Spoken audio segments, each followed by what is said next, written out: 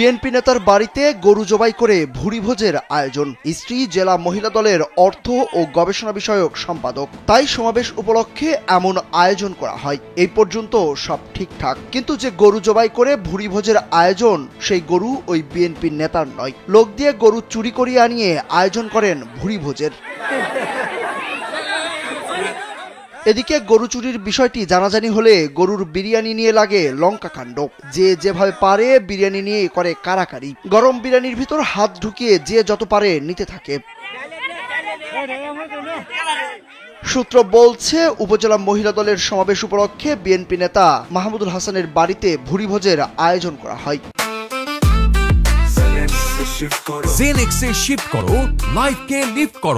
ওই ভোজের জন্য মাহমুদুল হাসান লোকজন দিয়ে শুক্রবার রাতে কৃষক এফাজ মন্ডলের গোয়ালঘর থেকে একটি গরু চুরি করিয়ে আনেন। সেই গরু জবাই করে তার বাড়িতে ভুরিভোজের আয়োজন করা হয়। ভোরের দিকে ওই কৃষক তার গোয়ালঘরে গরু না পেয়ে খোঁজাখুঁজি শুরু করেন।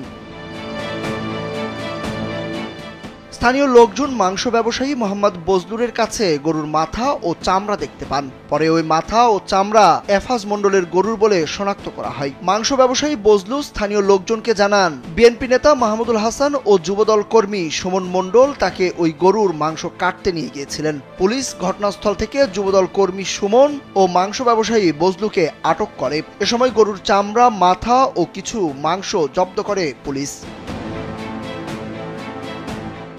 ঘটনাটি জামালপুরের মাদারগঞ্জ উপজেলার আদারভিটা ইউনিয়নের দক্ষিণ কয়রা গ্রামের। এই ঘটনায় গরুর মালিক এফাজ মন্ডল বাদী হয়ে থানায় মাহমুদুল হাসান সহ 12 জনের নাম উল্লেখ করে ও অজ্ঞাতনামা 7 থেকে 8 জনকে আসামি করে একটি মামলা করেন। বিষয়টি নিয়ে আলোচনা সমালোচনা শুরু হলে ইউনিয়ন বিএনপির সাধারণ সম্পাদক মাহমুদুল হাসান মুক্তাকে অব্যাহতি দেওয়া হয়।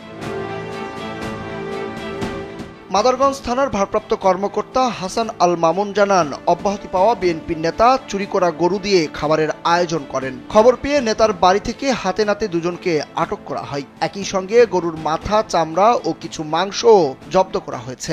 জনৈক মুক্তা চৌধুরী নামে এক ব্যক্তি তার বাড়িতে গত রাত্রে ভোরবেলায় একটি গরু জবাই করে। পরবর্তীতে আমরা জানতে পারি গরুটি চোরাই এবং গরুর যিনি মালিক তিনি গিয়ে শনাক্ত করে তার গরুটি চুরাই করে এখানে জবাই করা হয়েছে। সংবাদ পেয়ে আমরা তাৎক্ষণিকভাবে ওইখানে মোবাইল টিম সহ এক্সট্রা টিম আমরা পাঠিয়ে দিই। ঘটনার সত্যতা পাই। ঘটনার সাথে সম্পৃক্ত থাকার অভিযোগে আমরা হাতে নাতে 2 জন আসামিকে গ্রেপ্তার করি। অন্যান্য যারা আসামি ছিল এই ঘটনার সাথে সম্পৃক্ত তারা পালিয়ে যায়। এমন ঘটনায় বিব্রত উপজেলা বিএনপি। তারা বলছেন, অপরাধীদের বিএনপিতে ঠাঁই হবে না। এমন নিকৃষ্ট কাজ কোনোভাবেই কাম্য নয়। এরই মধ্যে ব্যবস্থা নেওয়া হয়েছে দোষীদের বিরুদ্ধে। সুরুজ আহমেদ, কালবেলা।